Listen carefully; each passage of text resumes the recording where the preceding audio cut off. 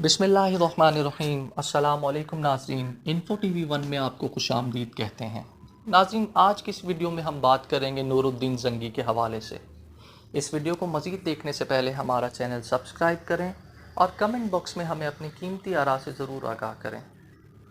نور الدین زنگی کو سلطان عادل بھی کہا جاتا ہے۔ اسلام کا یہ عظیم پاسبان حسن بن صبا کے فدائی قاتلوں کے ہاتھوں اس طرح شہید ہوا کہ اسے کھانے میں زہر ملا کر دیا گیا، جس سے زنگی کے گلے میں سوزش ہوئی اور وہ اللہ کو پیارا ہو گیا۔ زنگی 1118 میں پیدا ہوا، جبکہ 1174 میں اس نے شہادت پائی۔ سلطان نہ صرف عابد و زاہد بلکہ ایک شب بیدار حکمران بھی تھا۔ ایک رات سلطان نے خواب میں رسول اللہ صلی اللہ علیہ وسلم کو دیکھا اور آپ کے دائیں اور بائیں دو آدمی کھڑے تھے جن کے چہرے سرخ و سفید تھے اور وہ عرب کی سرزمین کے آدمی معلوم نہیں ہوتے تھے۔ رسول اللہ کے چہرے مبارک پر اداسی اور غصے کا تاثر تھا اور آپ صلی اللہ علیہ وسلم نے ان دونوں آدمی کی طرف اشارہ کرتے ہوئے فرمایا کہ اے نور الدین زنگی، ان لوگوں کو پہچانو، یہ لوگ مجھے نقصان پہنچانے کی کوشش کر رہے ہیں، مجھے ان لوگوں سے بچاؤ۔ اس خواب کے فوراً بعد جیسے ہی نور الدین زنگی کی آنکھ کھلی، سلطان نے اللہ کے حضور گڑ گڑا کر توبہ استغفار کی اور نوافل ادا کیے اور اللہ سے رو رو کر دعا کی کہ یا اللہ مجھے اس خواب کا مطلب سمجھا۔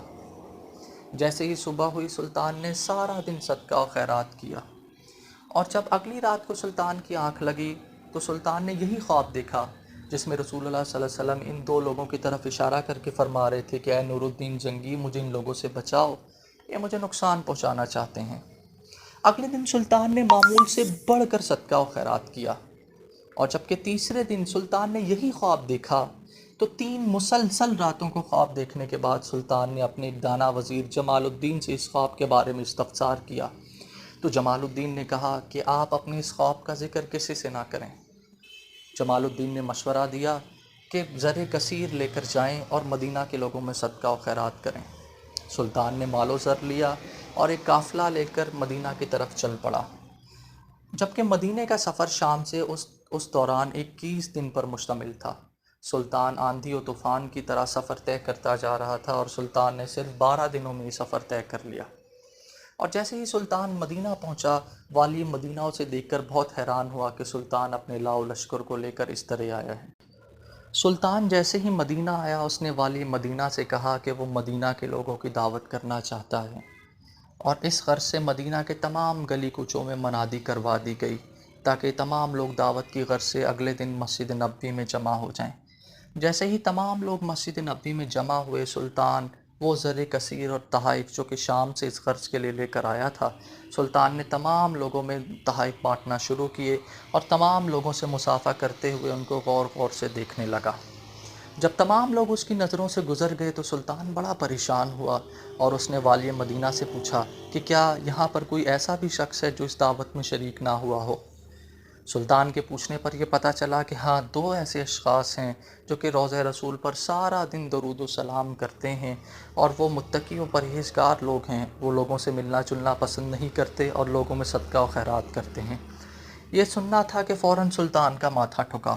سلطان نے سپاہیوں کو حکم دیا کہ ان دونوں لوگوں کو جو ہے بلایا جائے۔ جیسے ہی وہ 2 لوگ مسجد نبوی میں آئے، سلطان کو دیکھ کر اس کے چہرے کی کیفیت بدل گئی، اور سلطان نے ان لوگوں سے پوچھا کہ تم لوگ یہاں کس غرض سے آئے ہو، مجھے فوراً بتا دو ورنہ تم لوگوں کے ساتھ اچھا نہ ہوگا۔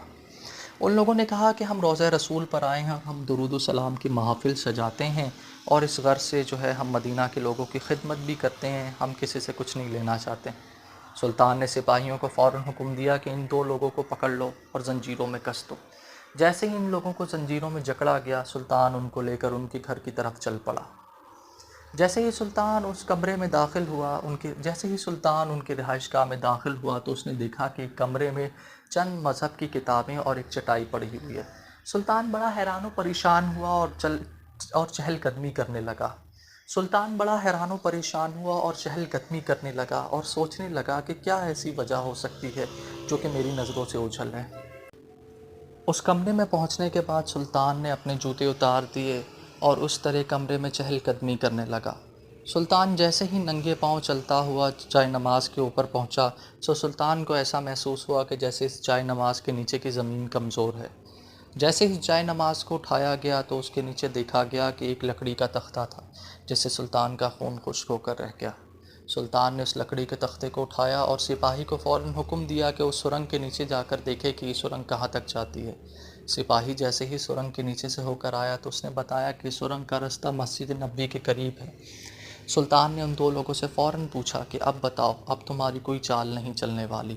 تو ان لوگوں نے کہا کہ انہیں عیسائی بادشاہوں نے اس غرض سے بھیجا تھا کہ حضور صلی اللہ علیہ وسلم کے جسد اطہر کو نکال لیا جائے تو اس سے مسلمانوں کی طاقت کم ہو جائے گی۔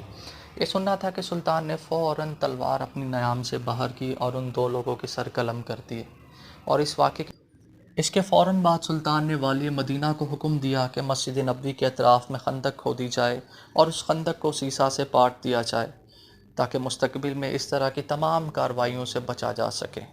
اور یہ تمام کام سلطان نے اپنی زیر نگرانی کروایا، اور اس کام کے بعد سلطان واپس شام پلٹ گیا۔ یہی وہ واقعہ تھا جس کی وجہ سے مدینہ کے لوگ آج بھی سلطان نور الدین زنگی کو عزت و احترام سے یاد کرتے ہیں۔